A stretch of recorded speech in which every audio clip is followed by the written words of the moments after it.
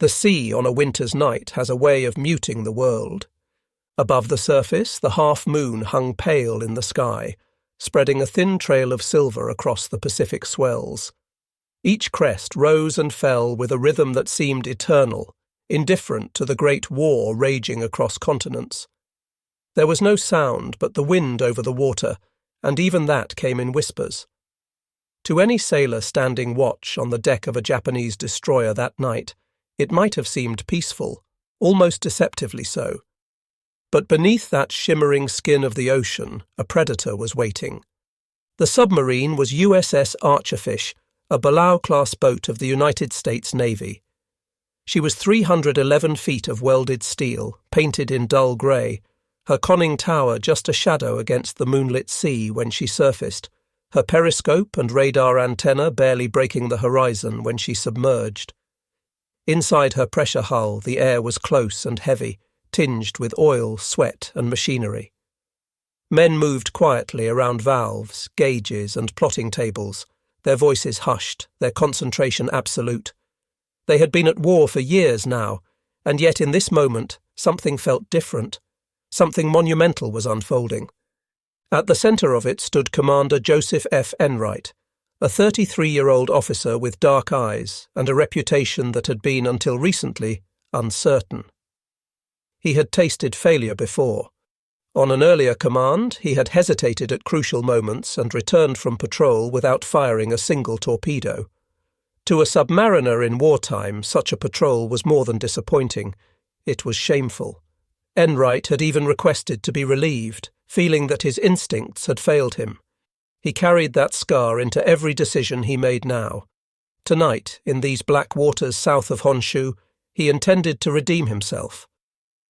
Enright stood at the periscope, one hand resting lightly on the grip, the other fingering a rosary in his pocket. He was Catholic, and while not outwardly pious, he found comfort in that string of beads when responsibility weighed on him. And responsibility was heavy tonight. Somewhere to the north, beyond the headlands of Tokyo Bay, an enormous Japanese vessel was moving. The radar operator had called it out first, just a blip, 12 miles away, steady on a southwest course. The contact was large, unmistakably so, and Enright knew in his bones that this was no ordinary freighter. The question was, what was it? The Archerfish had been assigned to lifeguard duty earlier in the evening, waiting to rescue downed American airmen from raids that never launched.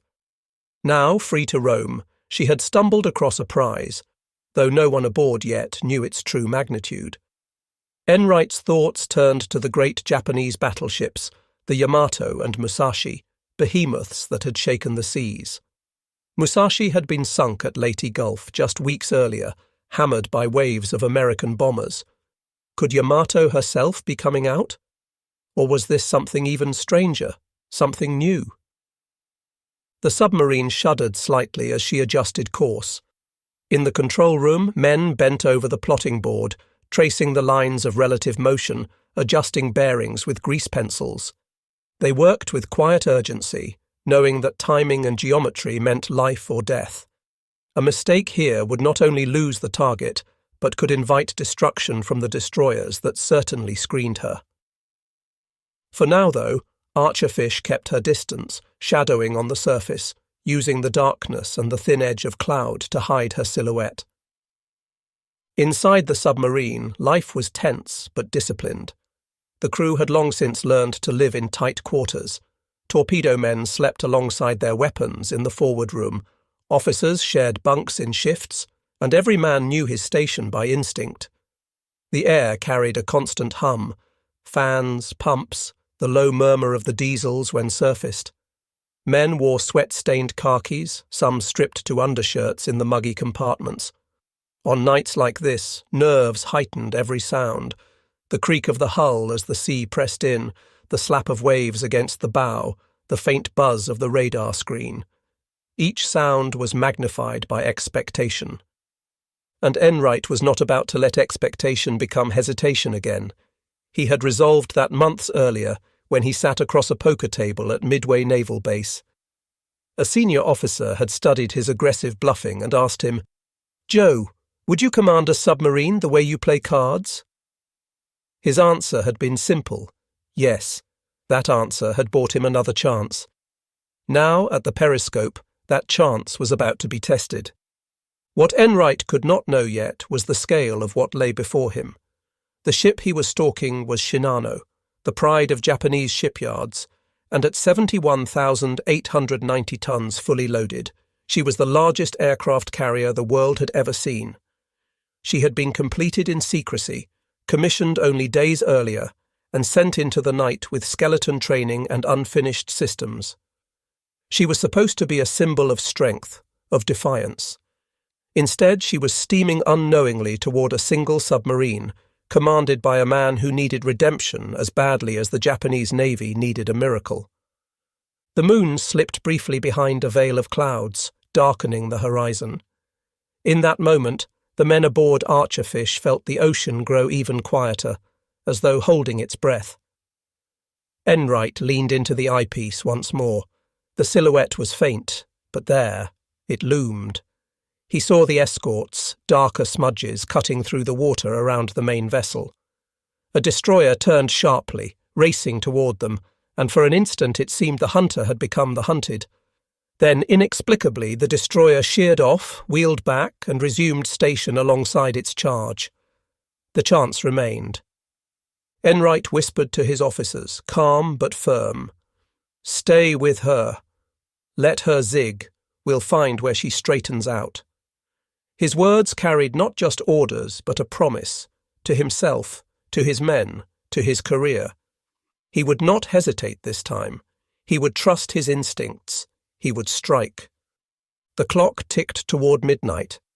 Somewhere ahead, the largest warship in history moved through the night, unaware that beneath the calm sea, a submarine and her determined captain had locked her in their sights. The stage was set.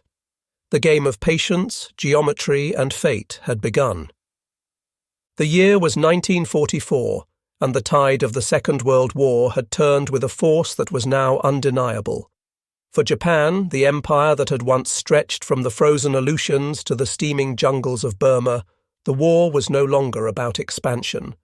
It was about survival. The empire stood on the defensive, battered from the air, strangled at sea, and bleeding in its outer island fortresses. The Pacific was no longer a vast moat protecting the Japanese home islands. It had become a battlefield that shrank with each passing month. American forces had leapt from island to island in a relentless advance. The Solomons, the Gilberts, the Marshalls, and then the Marianas. Each step brought US forces closer to Japan's heart.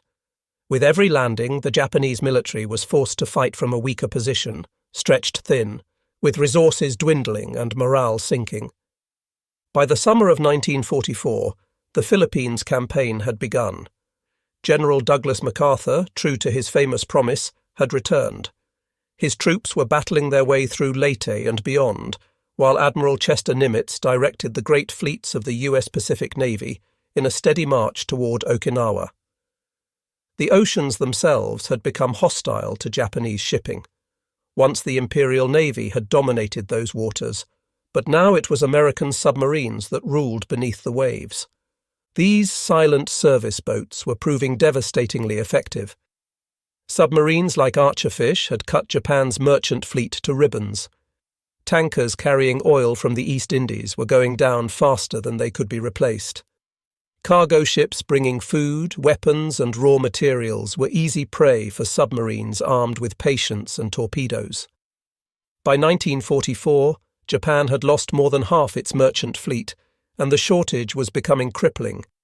Factories slowed, fuel ran short, and even basic supplies grew scarce. The mathematics of war had turned brutally against Japan. Where once the empire could replace losses in ships and aircraft, now each vessel sunk was irreplaceable. The great shipyards that had produced the fleet which struck Pearl Harbor were now struggling to patch damaged vessels, let alone build new ones.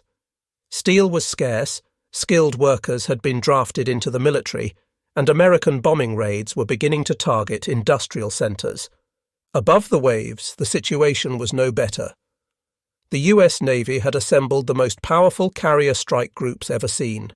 The fast carriers of the 3rd and 5th Fleets ranged freely across the Pacific, their aircraft pounding Japanese bases and striking the home islands themselves. The skies were no longer safe. The Boeing B-29 Superfortress, with its immense range, had begun daylight bombing runs against Japan's cities. Tokyo and Nagoya burned under their firestorms, and more raids were coming. The Imperial Navy, once the most modern and feared force in the Pacific, was now a pale reflection of its former glory. Its air arm had been decimated at Midway in 1942.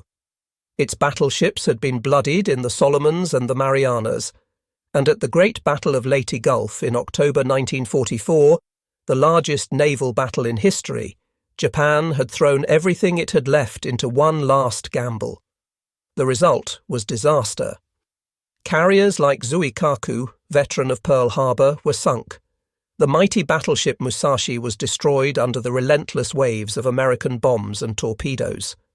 And though Yamato, the largest battleship afloat, had survived the encounter, she had been damaged and forced to retreat. The human cost was equally devastating. Japan's experienced pilots, the ones who had executed the Pearl Harbor attack with such precision, were nearly all dead. Their replacements were hastily trained, often with less than 50 hours of flight time before being sent into combat. American pilots, by contrast, arrived at the front with hundreds of hours of training. The result was slaughter in the skies. Japanese aircraft were being shot down at ratios of 10-1, sometimes worse. Japan was running out of time, running out of ships, and running out of options. Yet even in this desperate situation, the nation clung to one last hope: that a powerful new weapon could shift the balance, if only for a time. That weapon was not another battleship or a new aircraft design. It was a ship unlike any the world had seen, a carrier so massive, so heavily armoured and so secret that the Allies had no confirmation it even existed. Her name was Shinano, after the old Japanese province. Born from the hull of a Yamato-class battleship, she was meant to be untouchable, a fortress at sea. Japanese planners believed that if this carrier could be completed and put into action, she might anchor their defensive line around the home islands. Perhaps she could carry enough aircraft and special attack weapons to blunt the American advance, maybe even to threaten the invasion fleets that were surely coming. The strategic thinking behind Shinano reflected Japan's evolving doctrine. No longer could the Imperial Navy dream of decisive battles where superior training and equipment would prevail. Instead, they needed a ship that could survive American air attacks, serve as a floating base for aircraft repair, and deliver the new suicide weapons that were becoming central to Japanese strategy. The Oka rocket-powered kamikaze planes and Shinyo explosive motorboats represented a grim calculation that Japanese lives could be traded for American ships at favourable ratios. But even as Japan built her, the realities of war pressed in. Shipyard workers toiled in shifts that stretched 16 hours or more. Materials were scarce, quality slipped, and deadlines loomed. The Shinano's completion was rushed, so rushed that vital safety tests were skipped. The Empire needed the ship, and it needed her now. In Tokyo, leaders clung to illusions. If Shinano could steam with a full air group, she might bring down swarms of B-29s. If she could sail to the Philippines, she might disrupt MacArthur's landings. If she could simply appear off Okinawa or Formosa, her mere presence might shake American confidence. The war was slipping away, but perhaps, just perhaps, one great ship could slow the inevitable. Yet desperation is no substitute for strength. Japan was already resorting to measures that betrayed how dire the situation had become.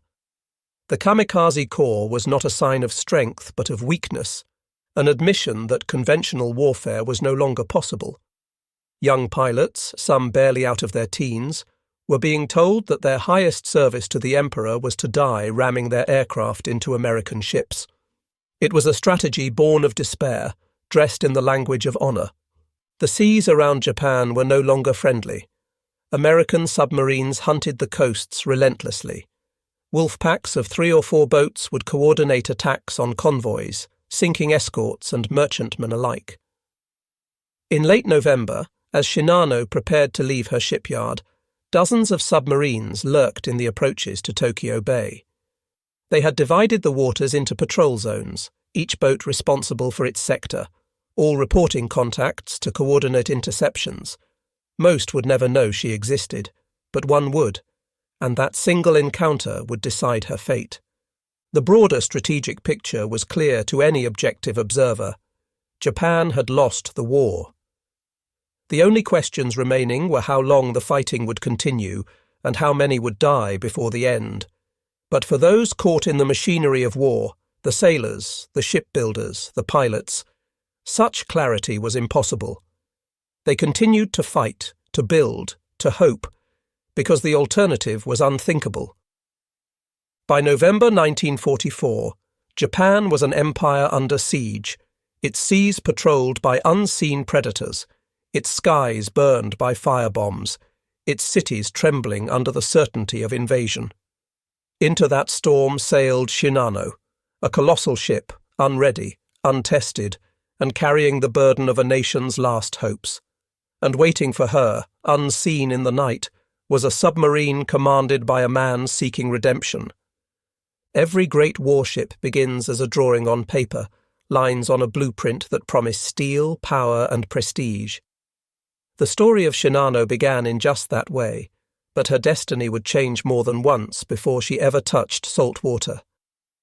She was conceived in 1940, at the height of Japanese naval ambition, as the third of the Yamato-class battleships. These were to be the largest, heaviest, most heavily armed battleships ever built, designed to outmatch anything afloat in the American or British fleets. Their armour was thicker, their guns larger, their displacement greater. They were symbols of an empire that sought dominance of the seas. The Yamato class represented a philosophy of naval warfare that dated back decades. Japanese strategic thinkers, aware that their nation could never match American industrial capacity, believed in qualitative superiority. If Japan could not build more ships than America, it would build better ships. Each Yamato-class battleship would be worth 2 or 3 of its American counterparts. Their 18.1-inch guns could strike targets at ranges where enemy vessels could not respond. Their armour could shrug off shells that would cripple lesser ships. 2 of her sisters were completed to that original design, Yamato and Musashi, each mounting 9 immense guns capable of hurling shells weighing nearly 3,000 pounds farther, and with more destructive power than any naval artillery before them. These shells could penetrate 16 inches of armour at ranges exceeding 25 miles. Shinano's keel was laid down at Yokosuka Naval Arsenal, one of the Empire's great shipyards, with every expectation that she would follow them into the Pacific as a floating fortress. The construction began with ceremony and pride. Shinto priests blessed the ground where she would rise. The emperor himself was informed of the project. The finest steel was allocated, the most experienced shipbuilders assigned. In the original plans, she would displace 72,000 tons fully loaded, mount the same massive guns as her sisters, and cruise at 27 knots despite her enormous bulk. She represented not just a weapon, but a statement of Japanese technical prowess. But wars have a way of reshaping dreams. In June 1942, Japan suffered a devastating loss at the Battle of Midway. 4 fleet carriers, Akagi, Kaga, Soryu and Hiryu, were lost in a single day. Along with them went hundreds of experienced pilots and the backbone of Japan's naval air arm. That battle shifted the balance of power in the Pacific permanently. No longer could Japan rely on its carriers to project power as it had in the early triumphs of 1941 and 1942. The loss at Midway forced a fundamental reassessment of naval strategy. Aircraft carriers, not battleships, had proven to be the decisive weapons of modern naval warfare. The age of the big gun was ending. The age of the aircraft had arrived. The Navy's planners looked at Shinano's massive hull, still incomplete in her dock, and faced a choice. To finish her as a battleship meant to produce another gun platform in an era when carriers determined the outcome of war. To leave her unfinished was unthinkable. Too much had already been invested. The answer was clear. Shinano would be converted into an aircraft carrier. Not just any carrier, but the largest carrier the world had ever seen. The conversion was radical and complex. The lower hull, already shaped for a battleship's needs, had to be adapted for entirely different purposes. Her armoured citadel, originally designed to withstand enormous shell fire, was reconfigured to support an expansive hangar deck. Where gun turrets would have stood, aircraft elevators were installed. The superstructure was redesigned, shifted to starboard in the style of carriers. A flight deck, 840 feet long and 130 feet wide, was constructed above everything else. Unlike other carriers, she would not be built primarily to launch vast offensive strikes. Instead, she was envisioned as a support carrier, a mobile fortress that could protect fleets with her armour, repair aircraft in battle, and carry suicide planes and motorboats designed for special attack missions. Her hangar could accommodate 47 aircraft, with storage for another 70 in crates that could be assembled as needed. She would serve as a floating reserve, replenishing the air groups of other carriers that had suffered losses. This concept reflected the changing Japanese strategy. By 1944, Japan could no longer count on massing hundreds of trained pilots for conventional battles. The experienced aviators who had executed the Pearl Harbor attack were mostly dead. Their replacements were inadequately trained, often with less than 50 hours of flight time. Instead of conventional air power, Japan sought weapons of shock and desperation. Shinano would become their arsenal. The secrecy surrounding her construction was unprecedented. Fearing American bombers would destroy the ship before she ever sailed, the Navy took extraordinary measures. The dry dock where Shinano was being built was enclosed under a massive concrete roof, shielding her from prying eyes in the sky. This roof, supported by enormous steel girders, turned the construction site into a vast covered workshop. The workmen who toiled on her hull were confined within the yard. They lived in barracks on site, forbidden to leave or communicate with the outside world. They were threatened with prison, or worse, if they revealed a word of what they were building. Military police patrolled the perimeter. Not a single photograph of Shinano under construction was allowed to leave the yard. Even within the Imperial Navy, knowledge of Shinano was tightly controlled. Only a select few officers were permitted to know her specifications, documents referring to her used code names. When she finally emerged, she would be a surprise not just to the Americans, but even to some of her own countrymen. This level of secrecy created its own problems. Suppliers delivering materials often didn't know what they were contributing to. Coordination between different departments suffered. Mistakes that might have been caught through normal oversight went unnoticed. Her design pushed the limits of naval engineering. With a full load displacement of 71,890 tons, Shinano dwarfed every other carrier afloat. Her armoured flight deck, a rarity among carriers, could resist 1,000-pound bombs. Her armoured belt, up to 8 inches thick at the waterline, gave her a level of protection unknown in carrier design. Her hangar was divided by heavy armour into sections, intended to prevent a single bomb or torpedo from crippling the entire ship. Her engines, 4 steam turbines producing 150,000 shaft horsepower, were designed to drive her at speeds of 27 knots despite her massive bulk. The defensive armament was formidable, 16 5-inch dual-purpose guns in 8 twin mounts, capable of engaging both surface and air targets. Over 125mm anti-aircraft guns were distributed across her hull, creating overlapping fields of fire. 12 28-barrel rocket launchers could fire salvos of explosive shells skyward, creating a curtain of steel against attacking aircraft. In theory, she would be nearly impossible for aircraft to approach, let alone successfully attack. Yet for all this grandeur, Shinano was being born into crisis. The workers building her were no longer the skilled craftsmen who had constructed Yamato and Musashi. Many experienced shipbuilders had been drafted into military service. Their replacements were conscripts, students, even prisoners of war. Quality control, once the pride of Japanese shipbuilding, deteriorated. Welds that should have been X-rayed for flaws were merely visually inspected. Tolerances that should have been measured in millimetres grew to centimetres. The pressure to complete her was relentless. Tokyo demanded she be ready by November 1944.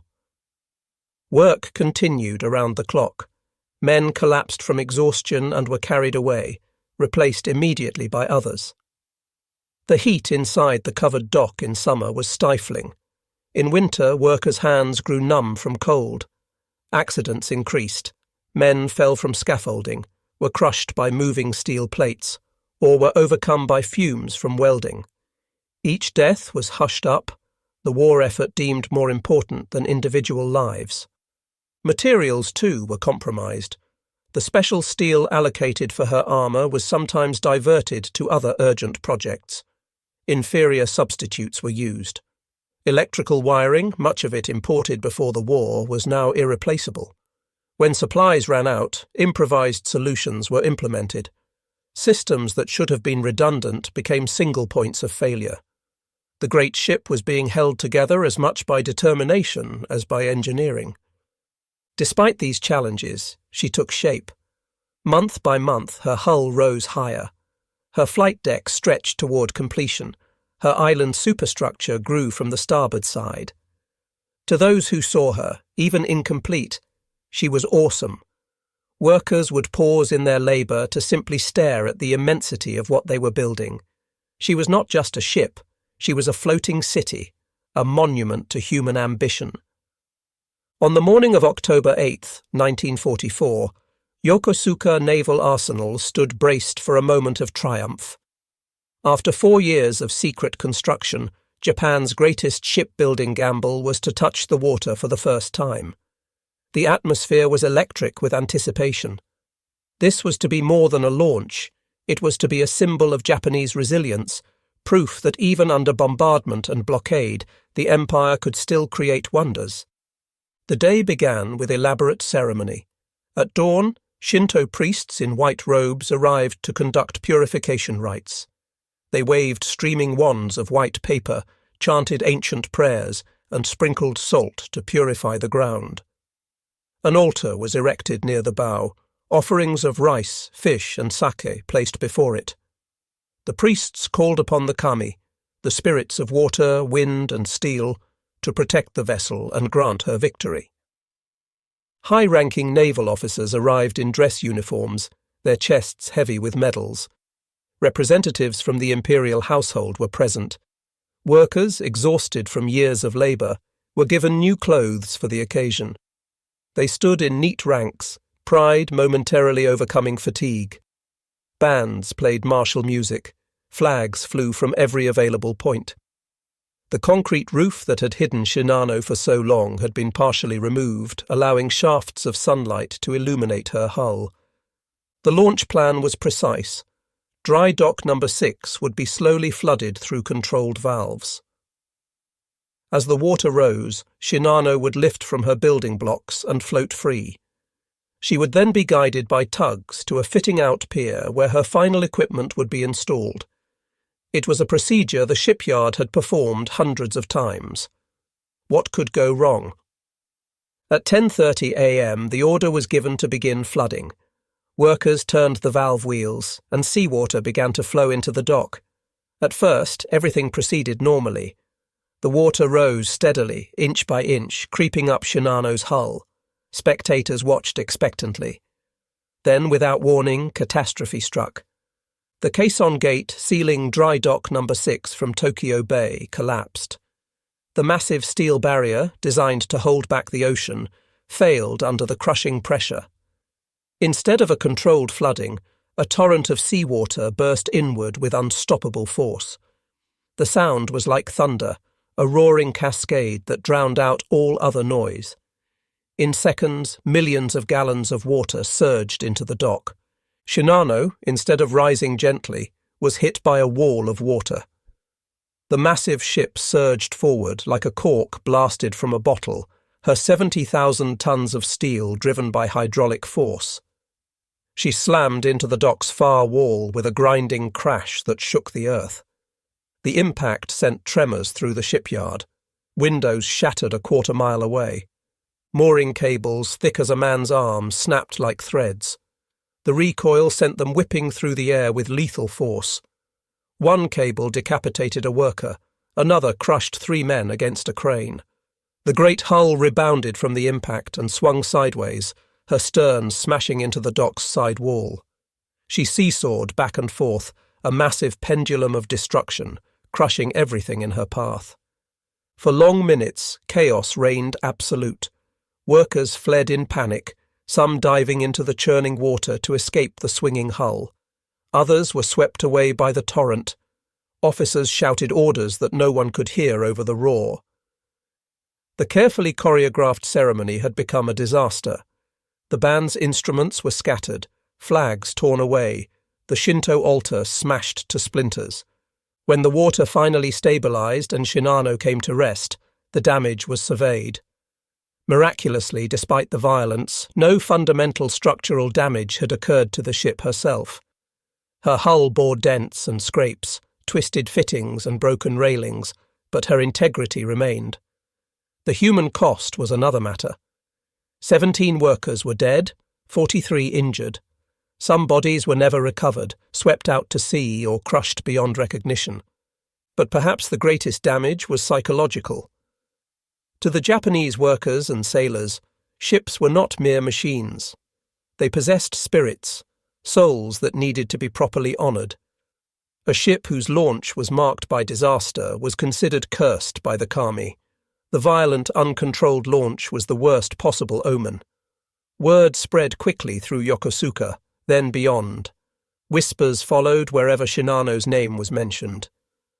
She killed men before she even touched the sea. The ocean itself tried to reject her. The kami have turned their faces away. Captain Toshio Abe, newly appointed to command Shinano, tried to suppress such talk. A stern, practical officer who had survived Midway, he had no patience for superstition. In a speech to the crew, he dismissed the accident as meaningless. "Steel and engines have no spirit," he declared. "Discipline and training win battles, not omens." But even as he spoke, he could see doubt in his men's eyes. Sailors are superstitious by nature, and Japanese sailors especially so. Many made private offerings at shrines, seeking protection against the curse they believed clung to their ship. The repairs from the launch disaster were rushed, as everything about Shinano had become rushed. New plates were welded over damaged areas. Bent fittings were hammered straight or replaced. Paint covered the scars. Within 3 weeks, external evidence of the catastrophe had been erased, but those who had witnessed it could not forget. The image of that massive hull slamming back and forth, the screams of crushed workers, the sense that something fundamental had gone wrong, these memories persisted. Work resumed at an even more frantic pace. The November deadline loomed, and the accident had cost precious time. Safety procedures, already compromised, were further reduced. The watertight doors that should have been tested under pressure were merely checked to see if they closed. Electrical systems that should have been thoroughly inspected were given cursory reviews. The assumption seemed to be that if Shinano looked complete, she was complete. The crew assigned to her reflected this haste. Normally, a carrier's complement would train together for months before deployment. They would drill until every man knew not just his own job, but could fill in for others. Damage control, the art of saving a wounded ship, required particular expertise. Teams needed to work in perfect coordination, sealing compartments, manning pumps, fighting fires, all while potentially in darkness with the ship listing. But Shinano's crew was assembled from wherever men could be found. Veterans from sunken ships, new recruits fresh from training, workers conscripted from civilian life, they were thrown together with minimal organization. Many didn't even speak the same dialect of Japanese. The officers tried to conduct drills, but time was too short, the crew too green. When they practiced damage control procedures, confusion reigned. Men got lost in the maze of passages. Equipment was in the wrong places. Orders were misunderstood. Among the crew, talk of the curse persisted. Petty officers reported that men were requesting transfers, claiming illness, even injuring themselves to avoid sailing on Shinano. The ship's chaplain, a Buddhist priest, conducted blessing after blessing, trying to calm fears. But each ceremony seemed to emphasize the problem rather than solve it. Why did the ship need so many blessings if nothing was wrong? November arrived with urgency. The deadline was no longer approaching. It had arrived. Ready or not, Shinano had to sail. The American submarine threat grew worse each day. Intelligence reported dozens of enemy boats operating in Japanese waters. B-29 bombers were ranging farther from their bases in the Marianas. It was only a matter of time before they discovered and destroyed Shinano at her dock. The final weeks of preparation took on a desperate quality. Equipment that should have been carefully installed was literally thrown aboard. Crates of supplies were stacked wherever space could be found. The special weapons she was to carry, 50 Oka suicide rocket planes and several Shinyo explosive motorboats, were loaded into her hangars. These weapons, themselves symbols of Japan's desperation, seemed appropriate cargo for a desperate ship. On November 11, 1944, Shinano was officially commissioned into the Imperial Japanese Navy. The ceremony was subdued compared to the attempted grandeur of her launch. No bands played. Few dignitaries attended. Captain Abe read the official orders in a flat voice. The rising sun flag was raised on her mast. She was now officially a warship, though hardly a ready one. The commissioning revealed just how incomplete she was. Of her 12 boilers, only 8 were operational. This reduced her maximum speed from the designed 27 knots to about 20 knots. Her radar systems were only partially functional. Half of her anti-aircraft guns lacked adequate ammunition. The aircraft elevators that would lift planes from hangar to flight deck had never been tested under load. Most critically, many of her watertight doors, the barriers that could seal off flooded compartments, had never been tested under pressure. Captain Abe compiled a list of deficiencies that ran to 17 pages. He submitted it to Naval Headquarters with a request to delay sailing until at least critical repairs could be completed. The response was swift and uncompromising. Shinano would sail as scheduled. The naval staff's reasoning was political as much as military. Word of the supercarrier's existence was spreading. She needed to be revealed as a symbol of strength, not discovered as a bombed wreck. The sailing orders were specific.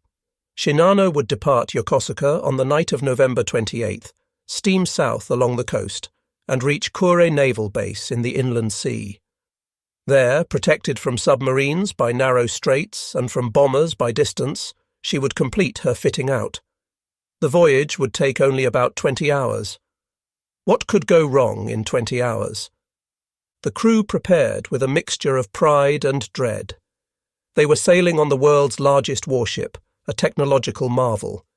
Yet they were also sailing on an unfinished ship with an untrained crew, many of whom believed her cursed.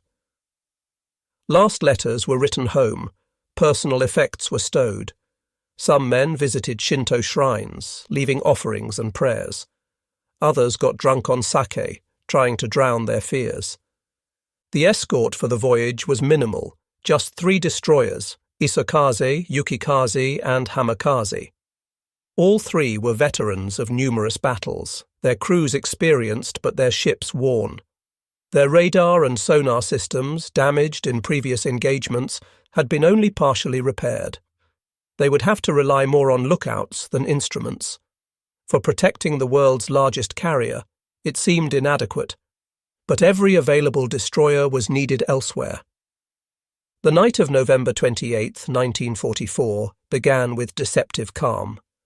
At Yokosuka Naval Arsenal, the massive form of Shinano prepared for departure. Steam built in her boilers. Navigation lights flickered to life. On her bridge, Captain Abe reviewed the charts one final time. The route was straightforward: south along the coast around the Izu Peninsula, then west to Kure. They would travel at night to avoid American bombers and stay close to shore to minimize exposure to submarines. At 6 p.m., Shinano's mooring lines were cast off. Tugs nudged her massive bulk away from the pier. Her screws began to turn, slowly at first, then with gathering power. The great ship moved under her own power for the first time. Despite everything, the rushed construction, the cursed launch, the incomplete systems, she was magnificent. Her hull stretched nearly 900 feet. Her flight deck rose 60 feet above the water. She displaced more than most harbours could handle. She was, by any measure, an engineering triumph. The three destroyers took up their screening positions, Isokaze in the lead, Yukikaze and Hamikaze on the flanks. Together, the four ships headed for the harbour entrance and the open sea beyond. As they passed through the submarine nets protecting the harbour, several crew members noticed what they took as another bad omen, a dead albatross floating in the water, its white wings spread like a surrender flag. What none aboard knew was that 30 miles to the south, USS Archerfish was beginning her patrol.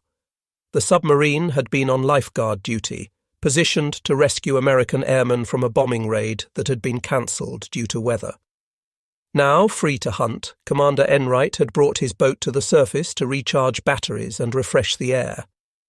The night was perfect for submarine operations, dark enough to hide their low silhouette, calm enough for good sound conditions, with just enough moon to spot targets. At 8:48 p.m., Archerfish's radar operator called out, "Contact! Bearing 020, range 12 miles. The blip on the radar screen was large, steady, and moving southwest at about 20 knots. Enright rushed to the bridge, raising his binoculars. On the horizon, barely visible, he could make out a dark mass and the smaller shapes of escorts. His pulse quickened. This was no merchant vessel. The size, the speed, the escorts, everything suggested a major warship. "Battle stations," Enright ordered quietly. Throughout the submarine, men moved to their positions with practiced efficiency. In the forward torpedo room, crews checked their weapons. In the control room, plotting teams prepared their charts and calculating boards. The hunt was on. Enright faced an immediate problem. The target was moving at 20 knots. Archerfish's maximum surface speed was 19 knots. In theory, the submarine couldn't catch her prey. But Enright knew that Japanese ships often zigzag to avoid submarines, and those course changes would slow their advance. If he could anticipate the pattern, cut corners, he might be able to close the distance. For the next hour, Archerfish pursued at maximum speed, her 4 diesel engines straining.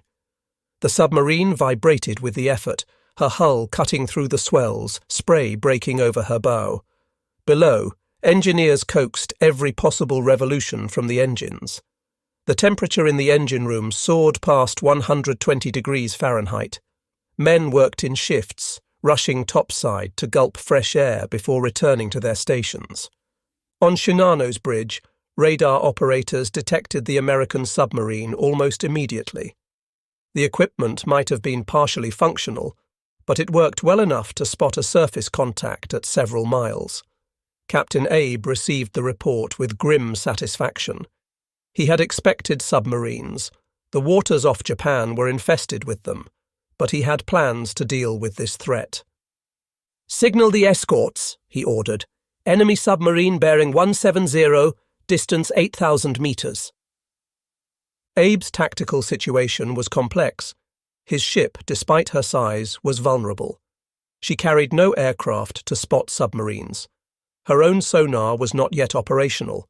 She depended entirely on her escorts for protection, and he knew their capabilities were limited. The destroyer's sonar had been damaged in previous battles and repaired with inferior components. Their depth charge racks were only partially filled. Supplies were short everywhere. Moreover, Abe faced a dilemma. If he ordered the destroyers to pursue the submarine, they would have to leave Shinano's side, potentially exposing her to other submarines that might be lurking. American wolf packs often operated with one boat revealing itself to draw off escorts while others moved in for the kill. But if he kept the destroyers close, the trailing submarine could shadow them, radioing their position to other boats or aircraft. Abe chose what seemed the prudent course. He would keep his escorts close and use speed and evasive maneuvers to shake off pursuit. "Execute zigzag pattern number 7, he ordered. The helm swung over, and Shinano's massive bulk began a series of course changes: 45 degrees to port, steady for 10 minutes, 60 degrees to starboard, steady for 8 minutes, back to base course for 15 minutes, then repeat. The zigzag was a standard anti-submarine tactic, but it had drawbacks. Each turn cost speed and distance. What should have been a 20-hour voyage would now take longer. Fuel consumption increased. And most critically, the pattern could be analysed and predicted by an experienced submarine commander, which is exactly what Enright was doing. In Archerfish's control room, the plotting team tracked each of Shinano's course changes.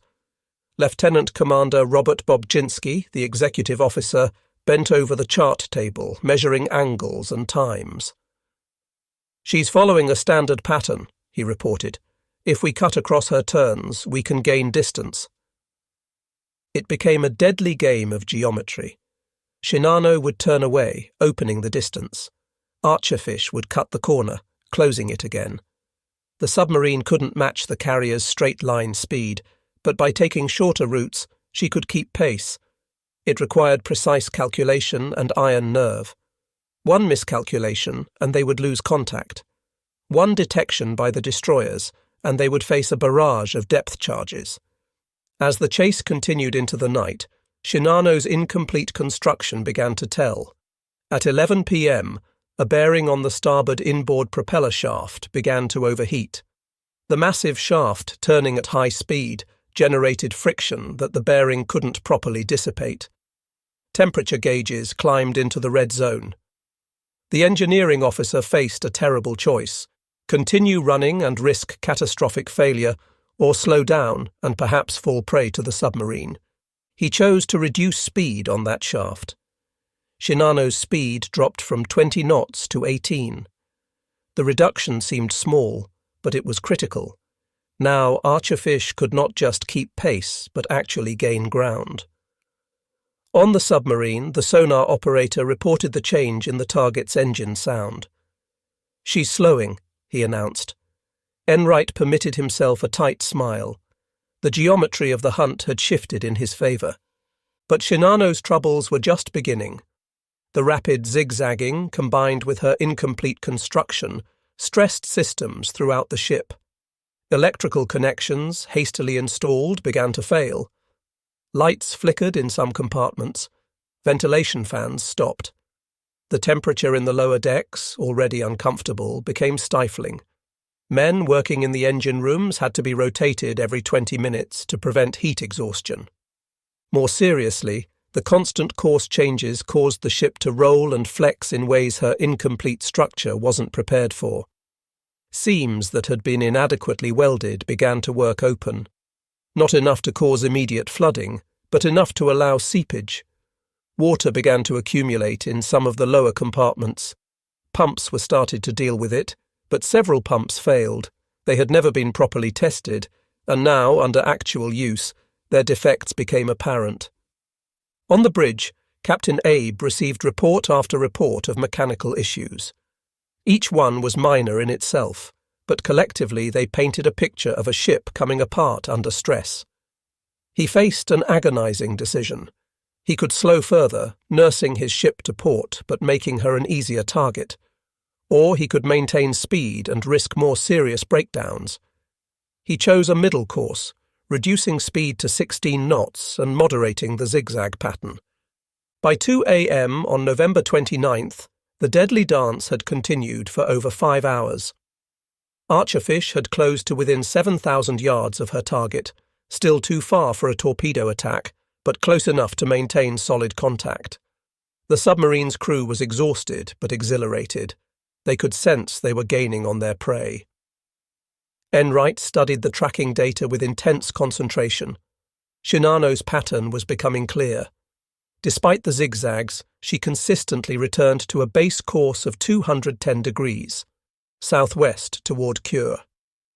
If he could position Archerfish ahead of that track, if he could predict when she would steady on that course, he would have his shot.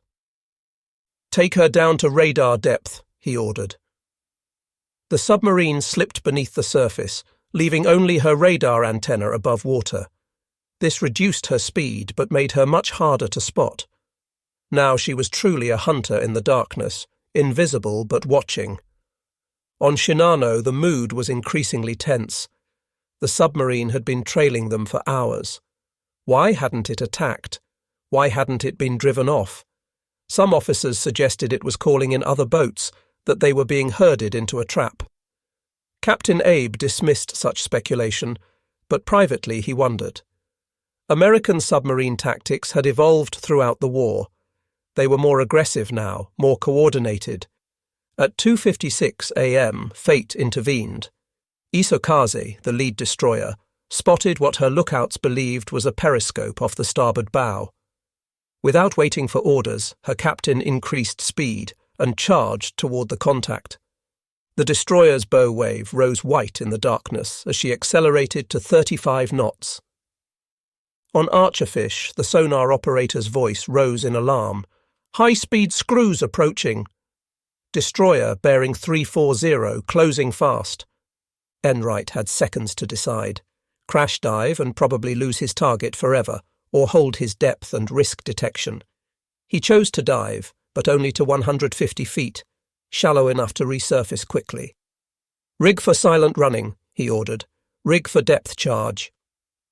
The destroyer passed directly overhead, her screws thundering through the water. Every man on Archerfish held his breath, waiting for the splash of depth charges. But none came. Isokaze had lost contact and, more importantly, had violated Captain Abe's orders to maintain formation. A sharp signal from Shinano's bridge ordered her back into position. The moment Isokaze turned away, Enright brought Archerfish back to periscope depth. Shinano was still there, still on course, now only 4,000 yards away. The opportunity he had waited for all night was at hand. At 3:15 a.m., everything aligned. Shinano steadied on her base course of 210 degrees. She was broadside to Archerfish, range 1,400 yards, speed 16 knots. In submarine warfare, it was the perfect setup, close enough for accuracy, angled for maximum target area, slow enough for a good solution. Enright made his final observations through the periscope. The carrier filled his view, massive beyond anything he had ever seen. Her flight deck stretched like a cliff face. Her island structure rose like a building. He could see lights in some of her portholes, the shadows of her escorts, the white water at her bow. He sketched quickly, recording her strange rounded bow, unlike any carrier in the recognition manuals. "Final bearing and shoot," he ordered. "Make ready all tubes." In the forward torpedo room, 6 Mark 14 torpedoes were ready. These weapons had been troublesome earlier in the war, with defective detonators and running depths. But the problems had been fixed. Now they were reliable ship killers, each carrying 600 pounds of Torpex explosive. "Set depth 10 feet, Enright ordered. It was unusually shallow, but he remembered advice from a senior officer. Against carriers, hit high on the hull where the damage would affect stability, not just cause flooding. The fire control party made their final calculations. Target speed, angle, distance, all were fed into the torpedo data computer, an analog device that calculated the correct firing angle. The solution was checked and double-checked. There would be no second chance. "Fire one!" The submarine shuddered as the first torpedo left its tube. A blast of compressed air ejected the weapon, which immediately came to life, its propellers spinning, driving it toward the target at 46 knots. "Fire two!" 8 seconds between shots, giving each torpedo time to clear before the next launched. "Fire 3, Fire 4, Fire 5, Fire 6. In less than a minute, 6 death sentences were racing through the water toward Shinano. The torpedoes ran hot, straight and normal, exactly as designed. Their wakes, barely visible in the darkness, drew straight lines toward the carrier's hull. On Shinano's bridge, lookouts spotted the wakes too late. "Torpedoes starboard!" came the cry. Captain Abe ordered full rudder, but the carrier's massive bulk responded slowly. She had barely begun her turn when the first torpedo struck. The explosion was tremendous. A column of water shot up alongside the hull, higher than the flight deck. The ship lurched to port from the impact. Before the crew could react, the second torpedo hit, then the third, then the fourth. 4 hits in less than 30 seconds, all on the starboard side, all between the bow and the island structure. The first torpedo struck at frame 104, near an aviation fuel tank that was fortunately empty. The explosion tore a hole 20 feet wide in the hull, flooding adjacent compartments instantly. The second hit frame 142, destroying the starboard outboard engine room.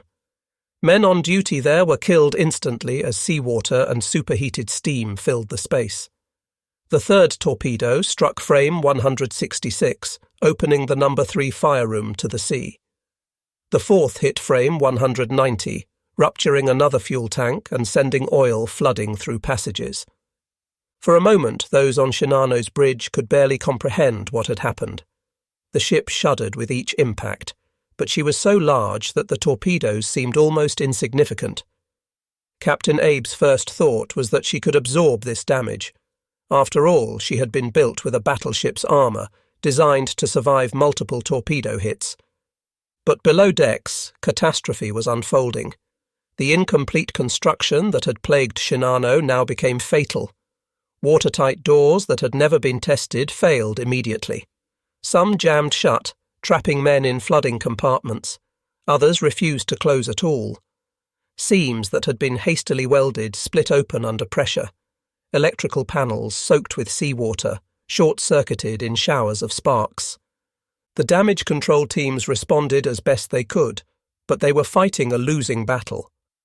The men had never drilled together as a unit. Orders were confused, contradictory. Some teams rushed to flood countervailing compartments on the port side to correct the list. Others tried to pump out flooded areas. The two efforts worked against each other. In the engine rooms, the situation was desperate.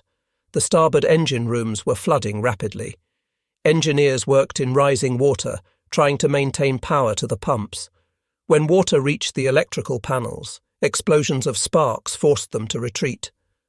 One by one, the starboard engines fell silent. The list increased steadily, 5 degrees, then 10, then 13. On the flight deck, aircraft and equipment began to slide. Sailors formed human chains, trying to secure loose items, but it was futile. A fuel truck broke free and crashed into the island structure. Boxes of ammunition tumbled into the sea. Captain Abe maintained rigid composure on the bridge. He ordered counter-flooding to correct the list. He set course for the nearest land, hoping to beach the ship. He dispatched messages to naval headquarters. Shinano torpedoed. Position 32 degrees 00 north, 137 degrees 00 east. Attempting to reach shore. But even as he gave these orders, he must have known the truth. The reports from below were uniformly grim. Flooding was out of control. The pumps couldn't keep pace. Half the crew didn't know their damage control stations. The ship was dying. Back on Archerfish, Enright had taken the submarine deep immediately after firing. Now came the most dangerous moment for any submarine, the counterattack. Above them, Japanese destroyers were racing back and forth, their sonar pinging, their crews preparing depth charges. 400 feet, Enright ordered. Rig for silent running. The submarine descended into the darker waters, every man aboard silent, breathing shallowly. They could hear the destroyers above, the high-speed whine of screws, the ping of active sonar, the splash of depth charges entering the water. The first pattern exploded, 5 charges detonating in sequence. The submarine shook, light bulbs shattered, cork insulation rained from the overhead. But the explosions were distant, at least 500 yards away. The Japanese sonar, damaged and poorly maintained, couldn't get a precise fix on the submarine. More charges followed, 14 in total. Each explosion sent shock waves through the water, rattling the submarine, but none were close enough to cause serious damage. After an hour, the sounds above grew distant. The destroyers had given up the hunt and returned to their dying charge. When Enright finally brought Archerfish back to periscope depth at dawn, the horizon was empty. Whatever had happened to the giant carrier, she was gone. As dawn broke on November 29th, Shinano was in her death throes. The list had increased to 20 degrees. Walking on the tilted decks was becoming impossible. Men used ropes to pull themselves up the slanted surfaces. In the hangar deck, the Oka suicide planes had broken loose, sliding into each other, their volatile rocket fuel creating an extreme fire hazard. The flooding had spread far beyond the initial torpedo damage. This was the phenomenon naval architects called progressive flooding, water finding paths through doors, vents, cable runs, any opening, spreading like cancer through the ship. Compartments that should have been safe were filling. The weight of water, thousands of tons of it, was dragging Shinano deeper. Captain Abe made one last attempt to save his ship. He ordered all engines ahead full, trying to drive Shinano toward shore. But with only the port engines functioning, the ship could barely make 10 knots. She was travelling in circles, her rudder unable to compensate for the uneven thrust.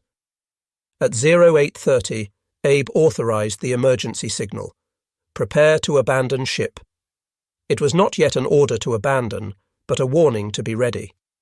Sailors began gathering on the flight deck, helping wounded comrades up from below.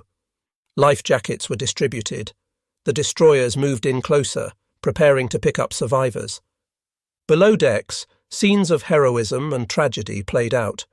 Engineers remained at their posts, keeping the lights on and the pumps running until water drove them out.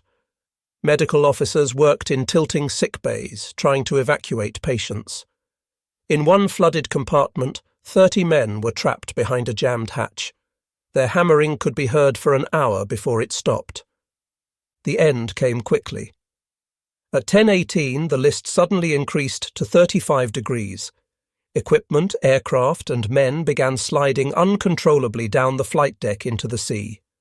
The order came: all hands abandon ship.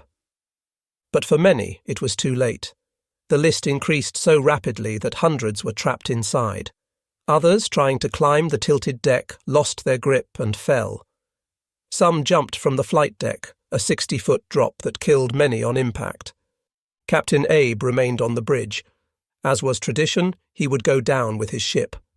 He tied himself to the helm, determined to maintain dignity to the end. Around him, his senior officers made the same choice. They sang the national anthem as the water rose around them. At 10:55, Shinano capsized. Her flight deck tilted past vertical, then she rolled completely over. For a moment, her massive hull was visible, barnacles and red anti-fouling paint gleaming in the morning sun. Then, with a tremendous roar of escaping air, she plunged beneath the surface. The largest warship in the world had survived just 17 hours at sea. The sea where Shinano sank was littered with debris and desperate men. Over 2,000 had been aboard. Now hundreds struggled in the oil-slicked water. The 3 destroyers moved among them, picking up survivors. But the rescue was selective. Naval tradition held that officers should be saved first. Some destroyer captains, hardened by war, refused to pick up men who showed panic. "Save only the brave," one captain told his crew. The result was tragedy upon tragedy. Men who had survived the sinking drowned within sight of rescue ships. Others, covered in oil, were too slippery to grab and slipped beneath the waves. The winter sea was cold. Hypothermia claimed those who weren't picked up quickly. When the rescue ended, 1,080 men had been saved. The remaining 1,435, including Captain Abe and most of his senior officers, were dead. It was one of the largest losses of life in a single ship sinking during the Pacific War. For Japan, the loss was catastrophic, but had to be hidden. Shinano had been a state secret. Her loss would remain one. Survivors were sworn to secrecy. Families of the dead were told only that their loved ones had died in action, not where or how. The official records were sealed. To the Japanese public, Shinano had never existed. But secrets are hard to keep in war. American codebreakers, reading intercepted messages, learned of the sinking within days. The name Shinano appeared in decoded traffic, along with her position when torpedoed. Intelligence officers were puzzled. They had no record of a ship by that name. What had Archerfish sunk? When Enright filed his patrol report in December, claiming to have sunk a carrier of unprecedented size, he was met with skepticism. Navy intelligence insisted no such carrier existed. The highest they would credit him with was a 28,000-ton carrier, still significant, but far short of reality. Only after the war, when American investigators gained access to Japanese records, was the truth revealed. Shinano had displaced 71,890 tons fully loaded. She was indeed the largest carrier ever built at that time, and remains the largest warship ever sunk by a submarine. Enright's instincts had been correct, his redemption complete. The story of Shinano's single voyage carries lessons that transcend the specific events of November 1944. It is a tale of hubris and humility, of grand ambitions undone by fundamental flaws, of how the smallest predator can fell the mightiest prey if conditions align. For Japan, Shinano represented the failure of the decisive weapon philosophy. Throughout the war, Japanese strategists had sought single war-winning weapons, super battleships, divine wind attacks, miraculous carriers. But wars are won by systems, not symbols. While Japan built one massive carrier, America built dozens of smaller ones. While Japan rushed incomplete ships to sea, America took time to train crews properly. The result was inevitable. The technical lessons were equally clear. Size without reliability is vulnerability. Armour without proper damage control is false security. A ship's strength lies not just in steel, but in the training of her crew, the quality of her construction, the integrity of every weld and seal. Shinano failed not because her design was flawed, but because her execution was incomplete. For the submarine force, the sinking validated their war of attrition. Submarines, relatively cheap and crewed by fewer than 100 men, could destroy capital ships worth thousands of times their cost. The silent service had proven it could strike anywhere, any time, against any target. The age of the submarine as a strategic weapon had truly arrived. Commander Enright's personal journey, from failure to redemption, resonated throughout the Navy. His story showed that one failure need not define a career, that persistence and courage could overcome past mistakes. He had faced his demons and emerged victorious. The Navy Cross he received was not just for sinking Shinano, but for the determination to stay in the fight after earlier defeats. The human cost haunts the story. Over 1,400 Japanese sailors died, many of them conscripts who had never wanted to go to war. They died trapped in flooding compartments, thrown from tilting decks, or abandoned in cold water. Their sacrifice achieved nothing. Shinano never launched a plane in anger, never defended the homeland, never justified the resources spent on her construction. Today, Shinano rests in 4,000 meters of water off Cape Omaizaki. She lies upside down, her flight deck buried in sediment, her hull slowly collapsing under the pressure of depth and time. She is a tomb for the men who died with her, and a monument to the age when nations believed that bigger meant better, that one perfect weapon could change everything. Modern naval strategists study Shinano as a cautionary tale. In an age of nuclear carriers and ballistic missile submarines, the lessons remain relevant. Complexity requires competence. Size demands support. No ship, no matter how powerful, is stronger than the system that builds, maintains, and operates it. The sinking also demonstrates the role of chance in war. Had Shinano sailed a day earlier or later, had Archerfish been assigned elsewhere, had the torpedoes run deep instead of shallow, history would be different. War is not just strategy and technology, but also luck and timing. On that November night in 1944, all the variables aligned perfectly for Archerfish and catastrophically for Shinano. In the years after the war, the story of Shinano and Archerfish became legend in naval circles. Authors wrote books, historians analysed the engagement, veterans shared their memories. Each telling added details, corrected errors, built the narrative that we know today. Commander Enright went on to a successful naval career, retiring as a rear admiral. He rarely spoke publicly about the sinking, maintaining the quiet professionalism of the submarine service. When asked about that night, he would say simply, "We did our duty. The torpedoes worked. We were lucky." But those who knew him understood that it meant everything: the vindication of his courage, the proof that he belonged in command, the second chance that he had seized. The crew of Archerfish held reunions for decades. They would gather, these aging men who had once been young sailors, and remember their moment of glory. They told stories of the long chase, the tension of the approach, the thunder of the torpedoes hitting home. But they also remembered Shinano's crew, fellow sailors who had died doing their duty. War had made them enemies. Time made them all simply men who had served at sea. Some survivors of Shinano also told their stories after the veil of secrecy finally lifted.